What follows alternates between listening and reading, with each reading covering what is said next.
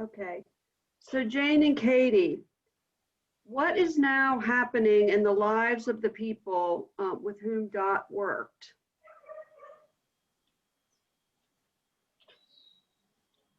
Okay. If you think about the lives of the people with whom she worked, there is a wide range of answers. But you have to remember. We need to stop a second. The other computers are still on down there, so we're getting feedback. So we need to mute them. We need to mute them. Yes. Turn them off. Because what's happening as you're talking, it's coming back through those speakers, and they are, that's causing the feedback and that high squeal. Okay. Can we mute here? I think we can mute there. Yeah. Yeah, you can mute there. And I think we're just going to leave. We're just going to close these. You can close them too. That's fine. If we can. Actually, now this we can leave. Or just take the volume down on the laptop itself. Just bring it all the way down. Okay. Okay. All right, we're out. Are you still there on that? On Yes, that one? we're still here. We're not hearing Shoot anything. myself if they're not. They're not here. Yeah, we can hear you. We can hear you. Okay. Yes, Okay. can you hear us? We're not hearing anything. And that's how we were hearing you. Okay, well, we need to. It just went out. We need. Which one, Katie? The big one or the little one? The big one. Okay, I'm gonna go back. We shouldn't have touched it. No, the audio wouldn't work from this end because it was just feedback. It Wait a sounded minute, let me like a just try big this. echo. Keep talking. Okay, can you hear? Yes. Can you hear? Yes. I can. You keep talking so we can work on this feedback problem. Okay, well, there shouldn't be any feedback now because we closed the other computers totally. Okay, good. So you hear us? Yes. Yes. Okay, so we're good to go now. Hey.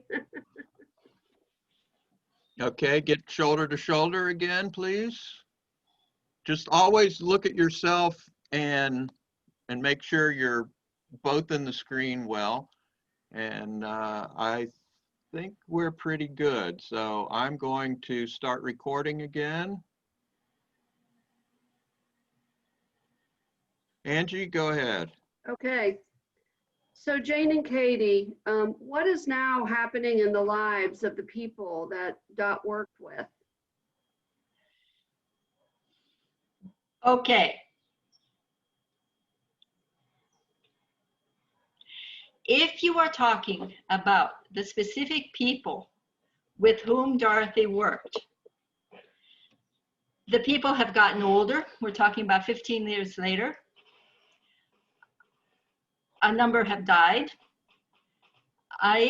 Let's start again if we could, please. And if you both stay in, because if you're not talking, we can still see you. So if you move off screen or whatever, people's eyes go towards the movement and they may not pay attention to the person who's speaking. So you always have to be aware that you're on camera, even though you're not talking. So I apologize. I should have told you that up front. So there's only two places you should be looking. One should be in the camera and the other should be the other person talking. Okay, so I'll ask, I know you heard the question already, but I'll ask it again. So what is happening now with in the lives of the people that Dorothy worked with? Okay. When I think of the people, the individuals with whom Dorothy worked, it's all over the board. As I said, some people have died. Some people have sort of retired. They're living in their own home. They're living with their their family on their lot. Some have moved away, but what is happening is that there are many other people who have come and have integrated into the work and integrated into the life of Anapu, that Anapu continued. The second generation, and now really almost the third generation, is participating. There are people who are involved in the work, who are the children of those with whom Dorothy worked.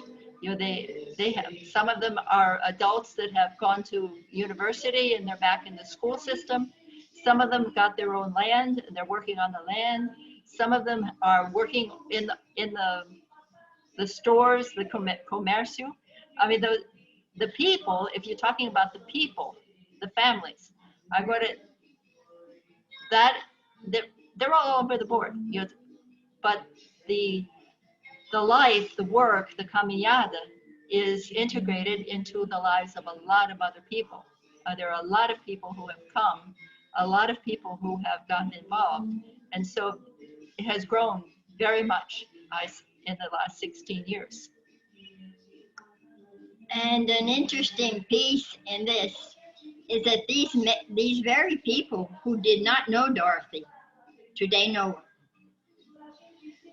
They know how.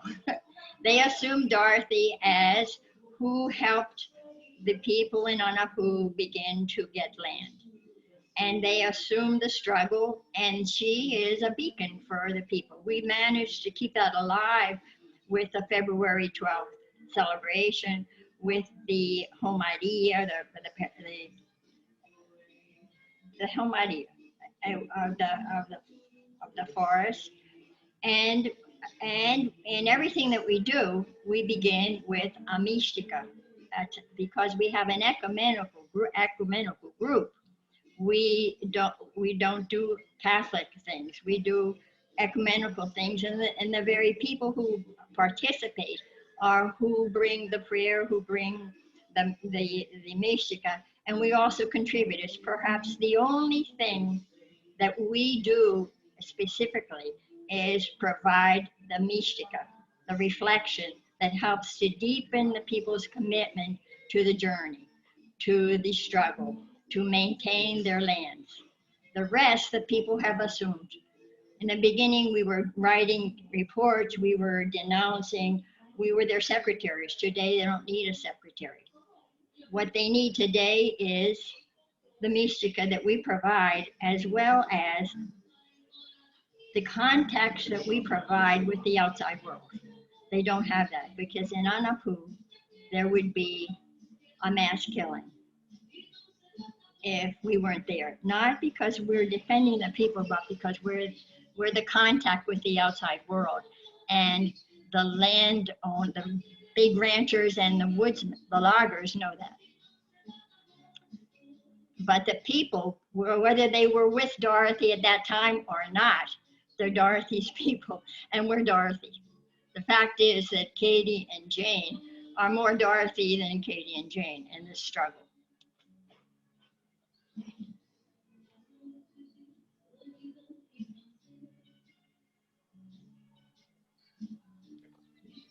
So Great.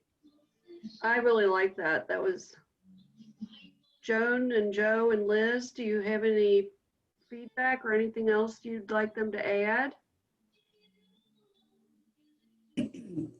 I would just like to say that there was a Mount Notre Dame High School. The girls read this book every year, and they have to report on that story written by Michelle Murdoch.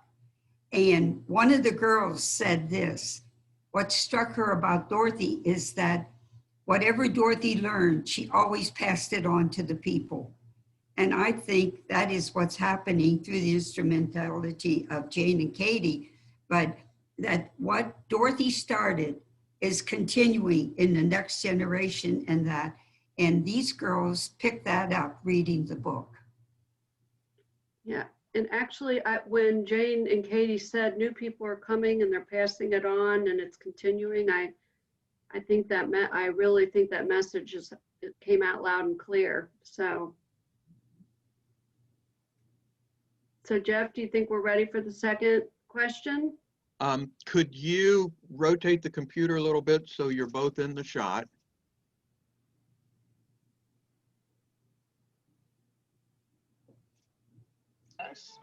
Yes, Yes. I just want to make sure that you're both in there. Okay, great. Let's, I'm going to mute myself. Okay. So the second question is, how did Dorothy's presence help bring about what's happening now? Okay.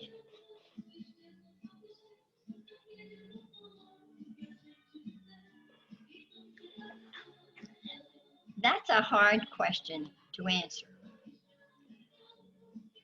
But what we feel is that Dorothy is present today. The people have her present. They have not forgotten her. She is so present that the big landowners, when somebody mentions their name, her name, in some big meeting or other, they have a terrible reaction. So the fact of Dorothy and her presence continues, which is what is that presence? What did that mean? What it meant was that the land is for all. The land in Anapu is public land. It should be for the agrarian reform for those who have no land. And the people who are on the land today are defending it. They're defending it with their lives. They've organized, defend it quietly. They don't react. They're not in the streets anymore. They're slowly organizing to defend that which is theirs because they believe in that. And they're still getting lots from the justice. This year, there were 2 that were the people received from the justice system. And there are others in the pot waiting for the justice system to act. And we have a meeting next week with the public defenders for the union, for the government, the federal government. And they've come to look at all the cases that are still open where the people have won the land, but that the government institutions have not continued the process, and they want to work with the people. And next week, on Thursday, there's a meeting with these people, and they want to see how they can help the process continue. And there will be people from 8 communities, 8 struggles present in this meeting.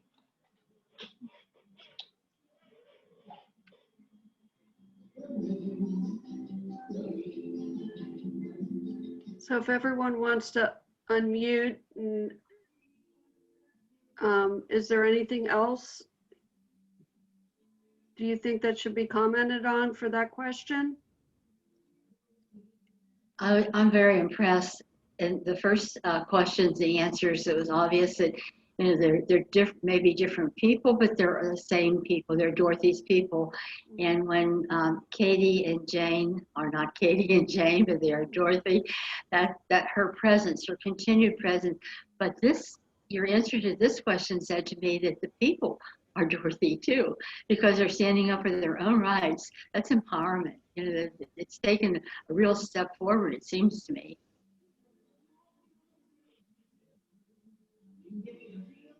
Okay, so I guess we can go ahead then and go on to the third question. So if everyone will mute.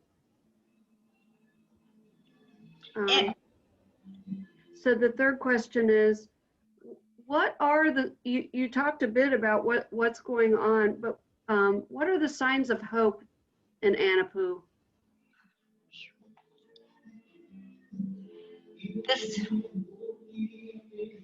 Okay. I think for me, I'm talking, what are the signs of hope? Is one, that the people are looking for signs of hope. People have not given up. They have not closed the doors. They have not gone away. They continue to struggle. They continue to fight, and they continue to believe that it's possible. It is incredible the kind of perseverance, I would say, that the people have. We have a lot that is near the project of sustainable development. It's lot number 59. This lot should have been with the PDS years ago, and all the different reasons it wasn't. But there are people who have occupied this land and have been there since Dorothy's time, and they continue to struggle to get that land liberated for agrarian reform. It is. It's a question of moving through the judicial process, and they keep coming back, and their persistence is what gives me hope. There's another whole aspect too of Dorothy's work there, and that was with education. That if she had not gone with the people to battle to get the schools into the communities, there would probably be very few people left. It would probably be all ranches, and the people, because they needed to have schools that were close to them. They couldn't be sending their families, their kids off to the city because they couldn't afford to have the two residents, and it just wasn't going to work. But they started right from the beginning to develop the schools. I think the first to the fourth, and then the fifth to the eighth, and then they started the high schools. And so there are schools all over our district, and that has kept the people in the schools. The people on the land. And now the teachers are the people who were students when the schools started. And there has been, over the last 8 years, there has been a push to take the small schools and put them together.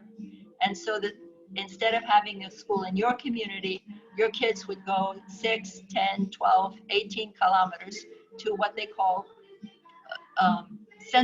centralized polo schools, poles, i.e. But what that does is it weakens the community, because the kids are going out to the schools. They put a lot of kids together, and the teachers they can't handle having the 5th, 6th, 7th, and 8th grades in the same room doing the same subject. And that's what is happening, what has happened. And so there are groups that are trying to break that system, to go back to the local school. And this is raw material. I don't understand it all yet, but the union is having elections in the near future, and there is one set of candidates that are all children of the system that was that Dorothy helped develop. And there are at least 6 or 7 of the 14 or 15 people on this shop, they call it, I don't know, ticket. And so the question is, what are they about? And I know at least one of them, it has been vocally in favor of going back to the local school. And so we'll see. But it is the legacy that filters through a lot of different veins, a lot of different ways, a lot of comings. Another thing is to remember that Dorothy was assassinated, but she was not alone. There are 19 farmers assassinated since Dorothy's death. And the 19 are assassinated because they have maintained the journey to secure land for the landless family farmer, the family agriculture, because that's what we are fostering. The family agriculture and the defense of the forest. So with 19 assassinations, the people have not left. the people are still there. They still believe it's possible, and they're still organizing to defend the lives of their families, number one. Number two, you call it the pandemic, the coronavirus. Well, we're in the middle of this too. And this past year, 2020, all of our region was set up to provide what they call help, not money, but sacks of food to defend the people from hunger. All the municipalities around us were that. Anapu, when they offered it to Anapu, we didn't need it. Why? Because the people in Anapu are journeying to make life, to do something different, to find a different way to live that ends poverty and makes us able to share and live together. And the people, when they have a piece of land, they're not hungry. They have a lot of needs. There are many things that they don't have that they have a right to have, but hunger is not one of their needs. And it's not one of the needs of anybody around them, because our people did not need those, what they call them, our cestas básicas. They're sacks of food so the people can get from one month to the next without being hungry. They didn't need them in Anapu. Why? Because the people shared. Who had shared with who didn't have, and that continues. That's a hope, and that's something that people have learned, and the continuing mystica, the continued reflection, helps them not to become like the ranchers as life betters a little bit. And yes, remember that how life was and how many are still in that situation and need help. Another is the question of Dorothy. There's a sister there among you. Her name is Jo, but we know her as Julia. And when Julia was with us in Anapu, she was in church one morning, and Amadu, who was our pastor, was giving out calendars for the year, because that was something that we always did. We always had a calendar, and every calendar has Dorothy and St. Lucy. It's all part of the journey. It's part of remembering Dorothy, of not letting her legend die, but that's not really a problem. It's not going to die. So what happened is that Julia was in the back, and Father Amado said, each family gets one. Okay, Julia, you know how Julia is, better than us. Julia was there giving out the calendars, and a mother arrived with her little girl. And Julia said, here is your family's calendar. And the little girl says, I want one too. And Julia says, and her mother, but honey, it's only one for a family. And the little girl looks them in the eyes and she says, I want one. Dorothy's my friend. I'm special to her, and I want one just for me. And Julia, Jo, gave her the calendar. But what does that say? It says that she's she's culture, her life, her vision, what she believed in, what we all believed in, is being created there among the families. The children go in, we go into the interior, and the children look at us and say, hi, Dorothy. Hi, Dorothy. It's something that won't die. It's something that has marked the life of Anapu. And yes, as Dorothy said, Anapu should be different. It is a little different, has a long way to go. But that seed has been planted, and it's growing.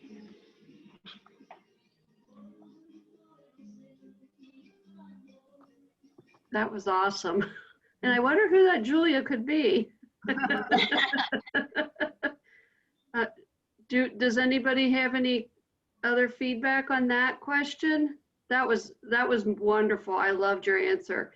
It reminds I don't have me any of, feedback on the question, but you're drifting away from each other a little bit. Actually, if you're fine, just rotate your computer just a little bit, if you could, please. Where? To the right or to the left? Bring your side push it away from you just a little bit. Just to rotate it that way. There you go. Yeah. Yeah, because you were leaning off when you were talking, so that's good. Okay, I'm gonna mute. Okay. It's all yours, Angie. Okay. So if everyone, I'll move on to the final question. So if everyone else will mute. So, and I know this is a question I have and many others do. What has happened to the men who are responsible for, I say murdering, killing Dorothy? Well, there were 5 who were accused,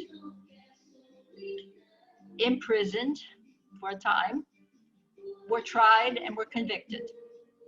The man, Haifram, who actually pulled the gun, is still in prison as far as we know, but he's not in prison anymore because he killed Dorothy. He was on reduced, he was on, I don't know how you say it in English, but he was out of prison on a temporary, because he was coming to the end of his sentence. And in this period of time, he killed 3 other people. And so he's back in jail. Clodoaldo, we don't know. Spent time in prison, was released, and has disappeared. O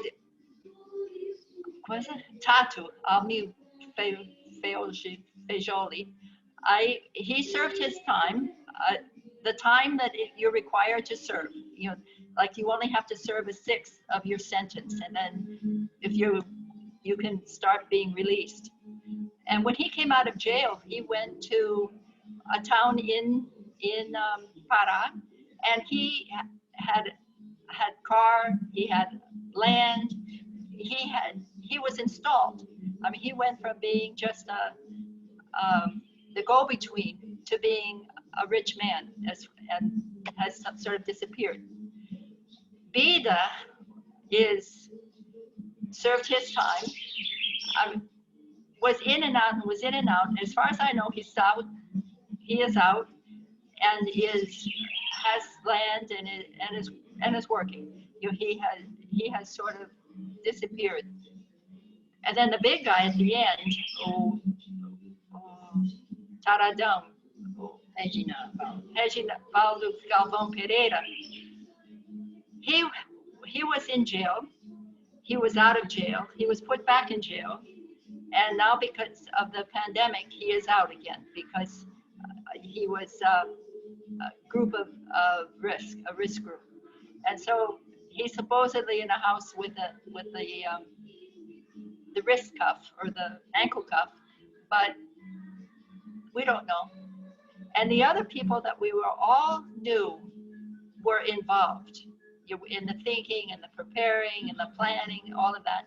None of them ever came to trial. None of that has ever been investigated. And they're the ones who continue to persecute the people in the area, not just in Anapu, but in the region. And that's better than a lot of people. I mean, a lot of people, when Jane talks about the 19 who were killed in Anapu, only one had somebody who actually went to jail for that crime. And that was because he had announced on television that if I'm killed, it is this guy who has killed me. And so that was followed up. And then there is another, one of the last, I think it was of the 19 who was killed, as far as we know, the people who are accused of pulling the trigger are still in jail, and they should have come to trial. They didn't come because their witnesses, which are the mother and a brother, it was too dangerous for them to be doing this in Anapu, and so the trial was postponed and will be coming up sometime. But those are the only 2 where there really is movement to bring people to justice, to be tried, of those 19. this is not related to, but it is related to the murderers, is the forest.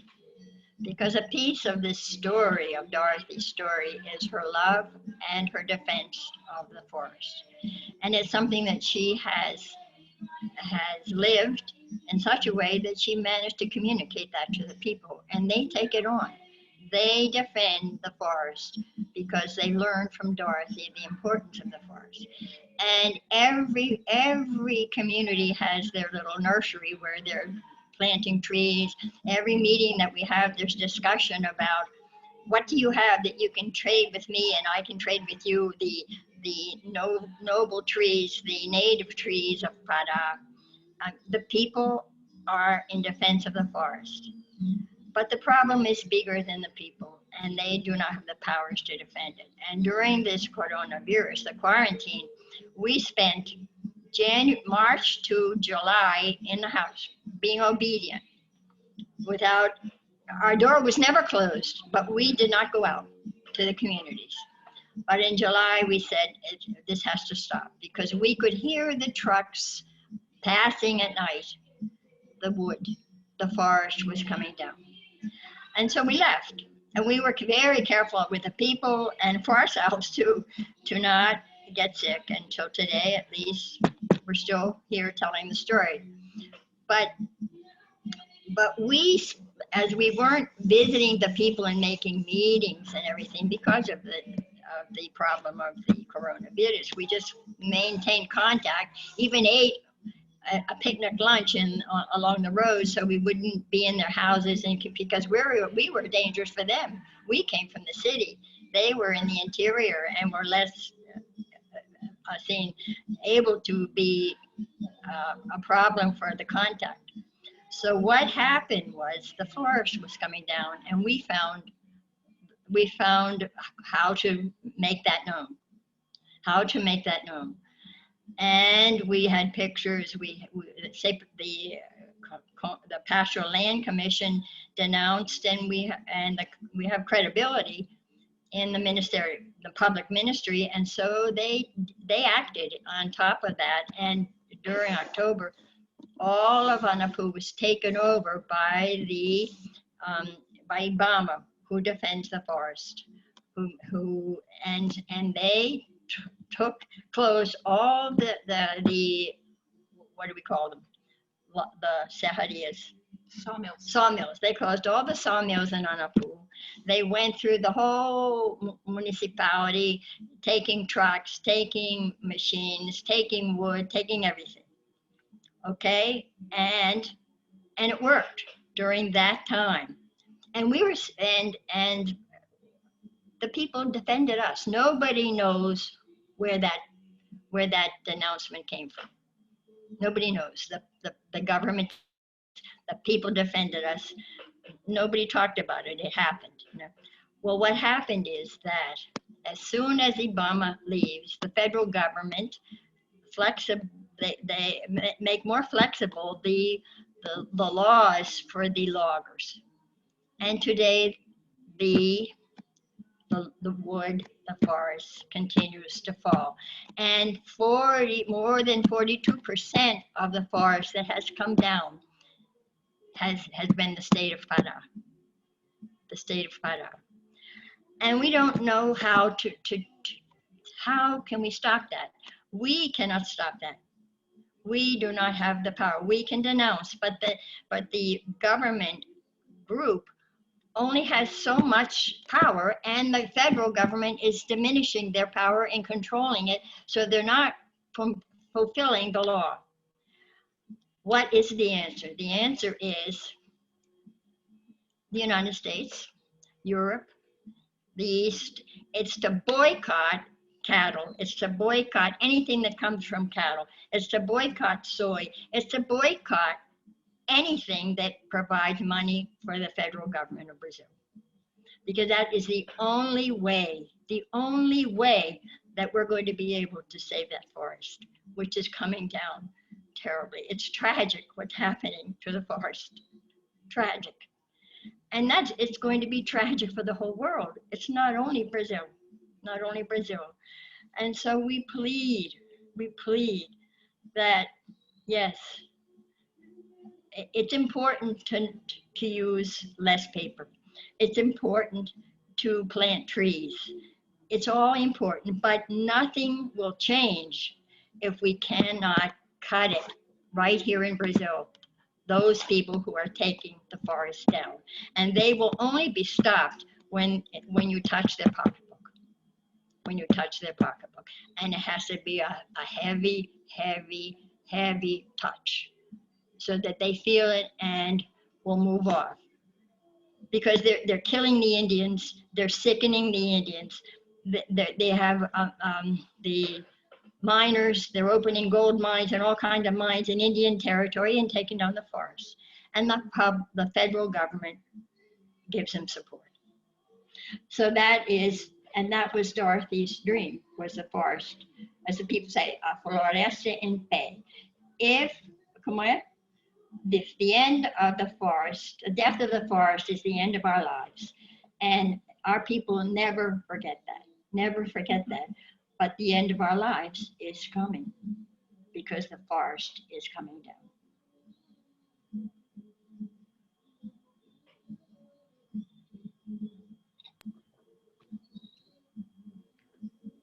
That was very powerful. I think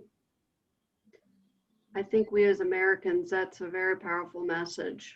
I mean, for those who will be listening to what you just said, if there's any hope that just happened this last week is that the U.S. just rejoined the Paris Accords. So hopefully that will help. I don't know, Joan and Joe and Liz, is there anything else that was really powerful at the end there? I was going to ask about the forest earlier in the conversation, but Jane, you really did a wonderful job on it. Thank you. And I appreciate, Katie, what you shared about education. That's so important for us. Thank you. And I would just like to include one other little happening that shows that word share. And you people, Jane and Katie, you were using that an awful lot, how the people shared they didn't have to go after the basic sausages básicas and the share. And I just want to share this with you. It was on the night of Dot's, her body was in the church and was there all night long. And we took turns and the people kept coming in and coming in and coming in. And what happened when I was in there, I noticed this couple was up by the coffin and they were there and they looked like they were praying and I didn't know them. Finally, I went up to them and I said to them, do you know Sister Dorothy? And they said, well, we feel like we know her. We were stuck on the road one night and we had no way to get to our next place where we were going to be, where our home was. And all of a sudden, this Volkswagen came along and we flagged it down and it was Dorothy. And she said, do you need some help? And they said, oh, well, you see, I don't think we can ask you. And Dorothy said, what is it? And they said, well, because we need to get to the next town, but you're a Catholic sister and we're not Catholics. So we don't know if you would take us. Dorothy said to them, and they told me this that night, Jesus never asked anybody what their religion was. Jesus helped everyone. And do you know those people never forgot that? That kind of goes with sharing too, but they never forgot that. And that night they came to Dorothy's velorio, to her funeral, because they said she marked their lives And so it's like that sharing that happens, and we can never forget that.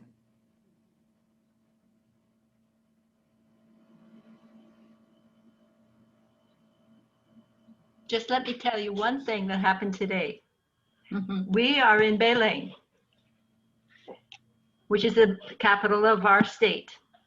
And this morning I went out to the fair, the market, to get some stuff. I stopped at one of the stands to get some onions. And this woman, who's probably like in her 50s, I said to me, "Are you one of the Doroteas?" And I said, "The Doroteas?" Because there is an order that said that Dorotea, right? And I said, "Well, I'm one of the sisters of Irman Dorothy."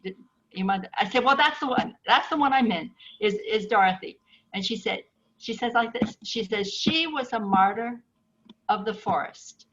She was a martyr because she loved the forest and she defended the forest, and she wants us to do the same thing. And I had made actually a list on the back of some cards that we got with Miss Murdoch's drawings that she had for the book, and has a little prayer to Dorothy. And so I said, would you like this? And she took it and she said, "Oh, yes. Yes, I am a missionary and I am going to spread this word." And I thought, okay. Yeah. So, That's great. because I mean, she is everything in Anapu, but she has had repercussions much wider than Anapu.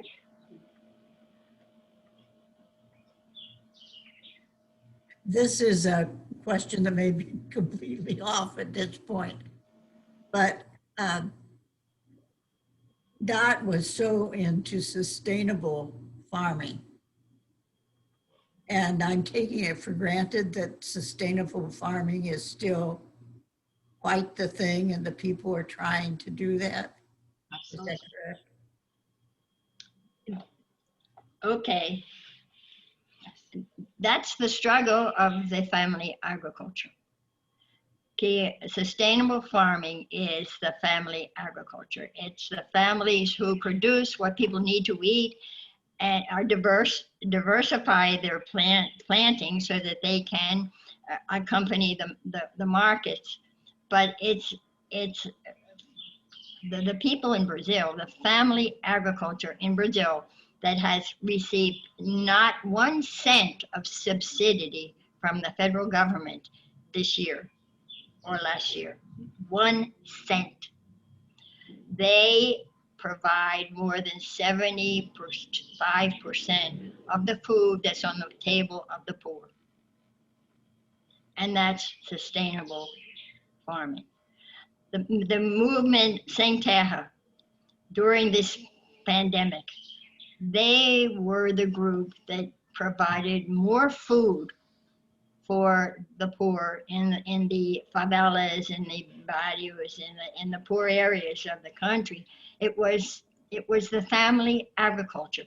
Even the Indians who people say are lazy, who don't work, who don't plant, well, they also provided food for the hungry because they were on the land, they worked the land, they are not hungry, but hunger is. And so family agriculture is this, and the people are defending it more and more. And those who have looked to raise cattle are learning that cattle for the poor is not a lucrative business. They can have a few cattle, but what makes life possible is rice, beans, squash, corn, cacao as a money crop, pepper as a money crop. They need to have those money crops. But this year, as rice went up, it's 25, 30 reais, 5 kilos of rice in Anapu. Rice is a basic staple.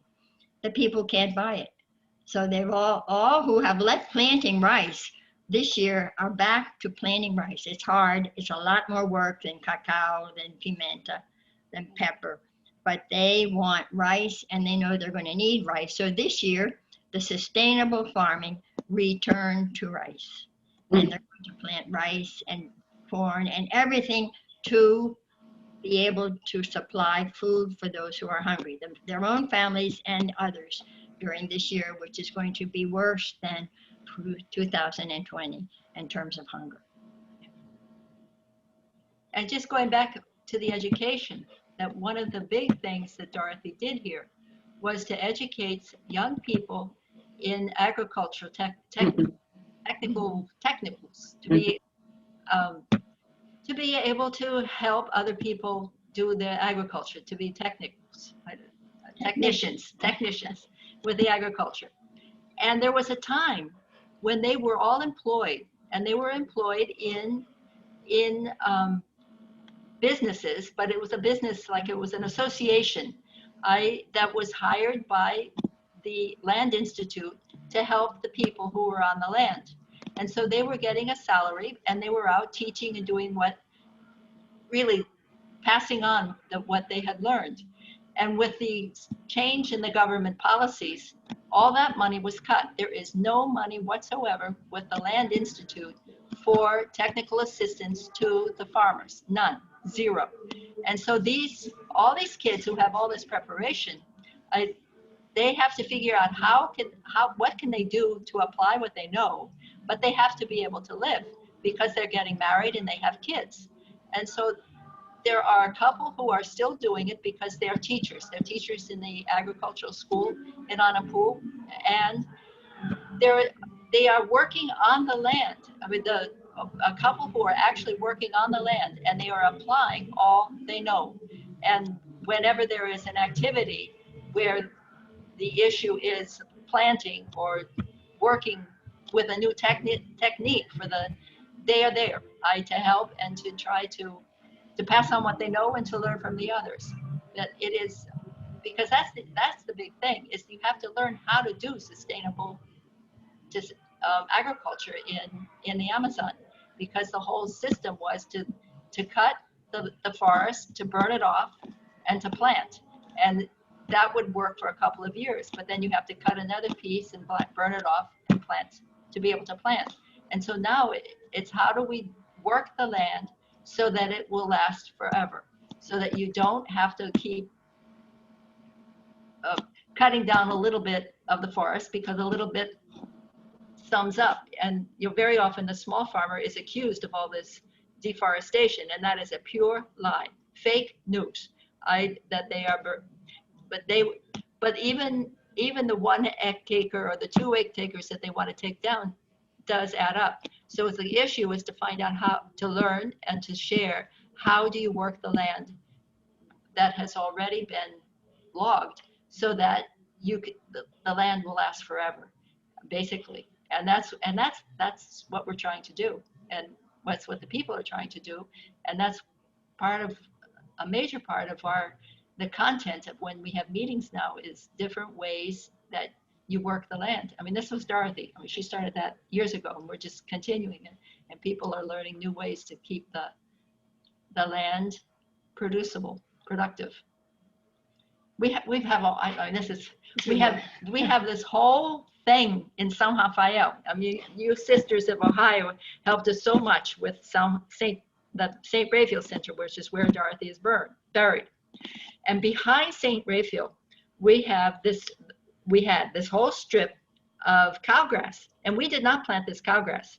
It's where the electric company put the high tension wires coming from Tucuruí going to Manaus and to Macapá, over our heads. And they planted cowgrass because they figured that would choke the forest and choke the new growth so that it wouldn't bother the hedging. Well, what that does, it has created a wall of fire during the dry season.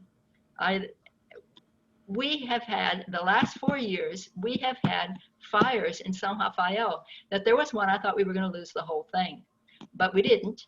The people gather together and we go out and we do the firefighting as if we knew what we were doing.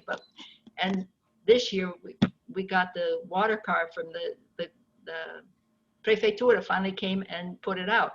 And so the issue was, okay, what can we do here that will keep the fire from entering São Rafael.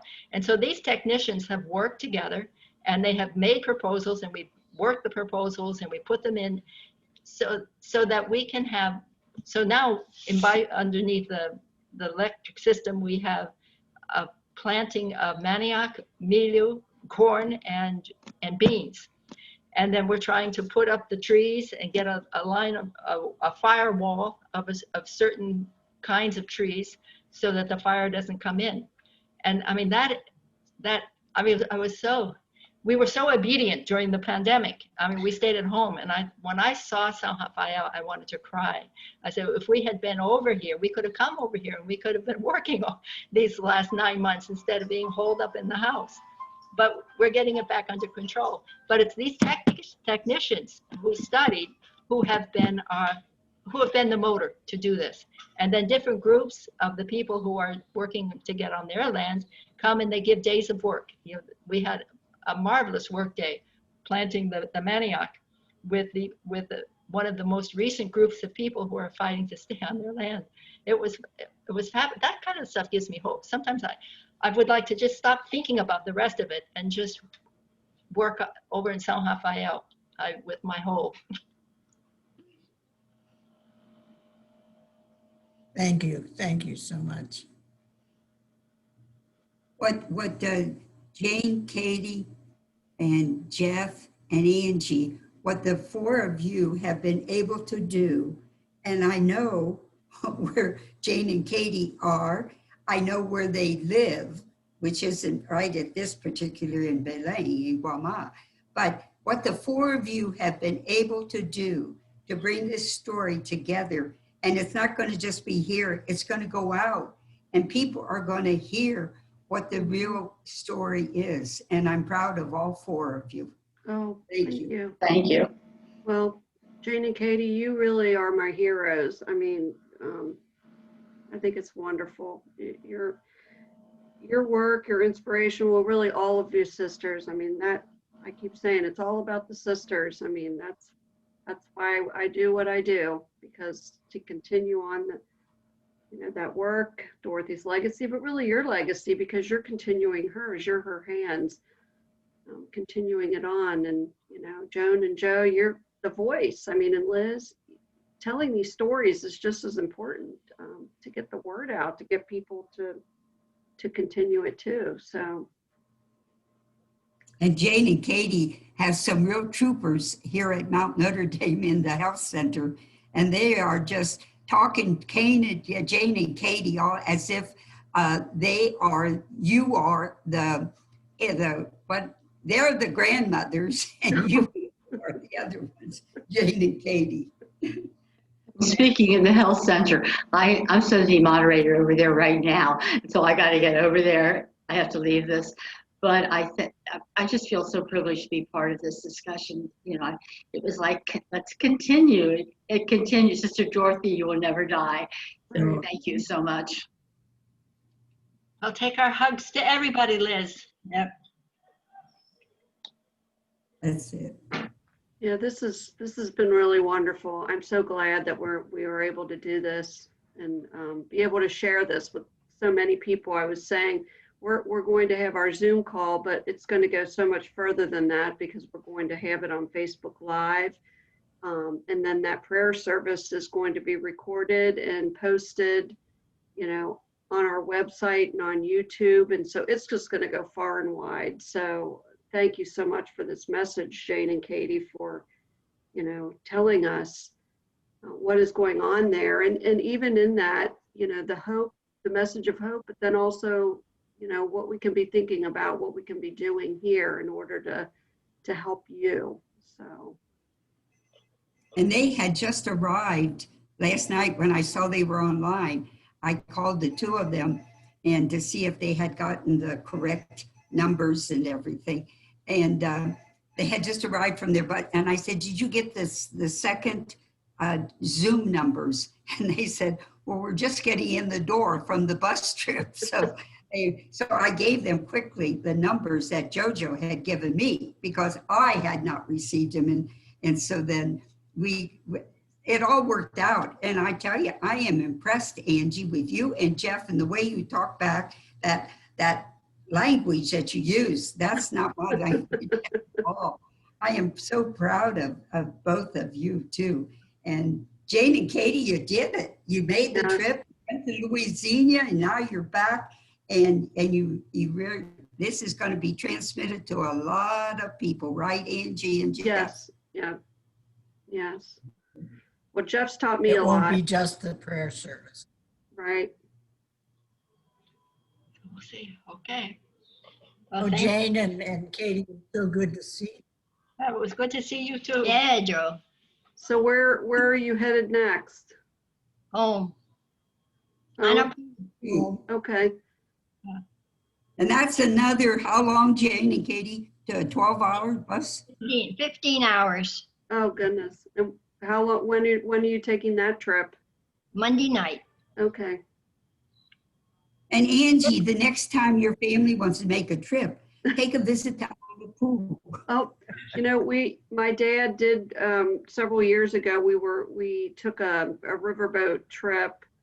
And we went out of Manaus, and our riverboat captain was, I guess in here we call him Native American, but he was Indian, and he started doing trips up and down the Rio Negro and the Amazon for scientists. And his family now does this business, and it was marvelous. I mean, the love of and he employs a lot of people from his tribe. So it was the most marvelous trip. And so for 1 week I was there and I fell in love with it. And I can't imagine it not being there.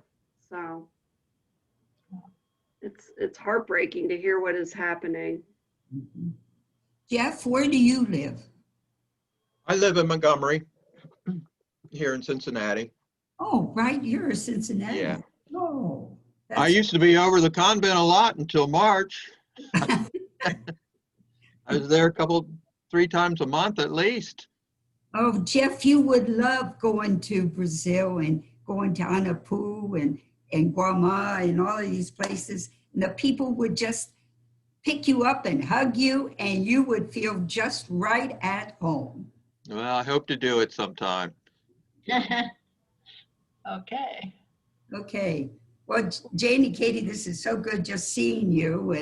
And of course, I see JoJo every day. And and Ange too. Well, no, I don't see Ange. Right. Yeah. But we don't even see Judy. We live on the same property. Oh. Judy's in the other house. Yeah. They're all We're in allowed to quarantine. cross over. Judy Clemens. Yeah, Judy Clemens. Yeah. I'm Well, you know what? I'm sorry, go ahead. I'm surprised I'm not seeing you. So I'm seeing, are you together, Joe and Julia? Are you sitting next to each other? Yes. Yes. And Yes, you're- because I couldn't get my computer. It's a laptop. No, it's an iPad. It's an iPad. iPad. And iPads, the way they send these Zooms numbers, evidently my iPad doesn't pick it up. That's the only thing I can think of. And so I couldn't do it, so I had to come to JoJo's room to do it. We are being disobedient. First of all, we're too close. We're not 6 feet apart. But it's Jeff who says we have to stay And like no- that. That's on. And no mask. Right. Right here. Well, hopefully in, next week when you get the second shot, things will Yeah, start but loosening up. you know that one of the staff was positive again. Um, So now we're going back into quarantine. Oh, which that's a means we have shame. to eat in our rooms. And the worst thing is we can't have our hair done. oh, that would be awful. But thank God we all got it cut. Yeah. It's growing and growing and growing. Luckily, we got it cut this week. Well, Can you imagine since March Yeah. where it was? I'm up. We looked like wild women. Some of us looked at each other and said, I don't think I know who you are. Oh, that's funny. Yeah. That's funny. Great. I'm real proud of Jeff, you and Angie for what you did and how far this is going to go. And it speaks millions for what Jane and Katy are involved with down there and you would love their people too. Like they said, though, some of them have died and even our little dog, Pachika, died too. But we have another one. He's having puppies these days, and the cat had kittens, and so life keeps going. I told Jane, Pachika was the dog that when I was down there in Anapu, and so Jane said, we have to go into the interior, so Joe, just walk her every day because she got bumped by a motorcycle. So I did, and I said, guess what? Walking Pachika is the greatest way of getting to know people. And they didn't stop to talk to me. They stopped and talked to the dog. And that's how we got to know people. I see John clapping. That's great. Yeah. Okay. That's great. Well, sisters, thank you all very much. It's my honor to be able to be part of this. And I will do my absolute very best to make sure that this looks the very best and sounds the very best and communicate Sister Dorothy's message and legacy and your message and legacy. So thank you both very much. Thank you all very much. Yeah. Thank you. Thank you. And a big hug to Yeah. all of you. All the hugs are like this these days. Yeah, we're all, And you know how you have to do it. You have to do it like this. Yeah, And of the elbow. some people give a good hard one. I'm not going to say who. we're like the Black Panther. Yeah. Well, I'm going to go ahead and end the meeting now so that I can start the process of converting the video. And Angie, if you wouldn't mind doing the same thing, if you Sure. could all just hold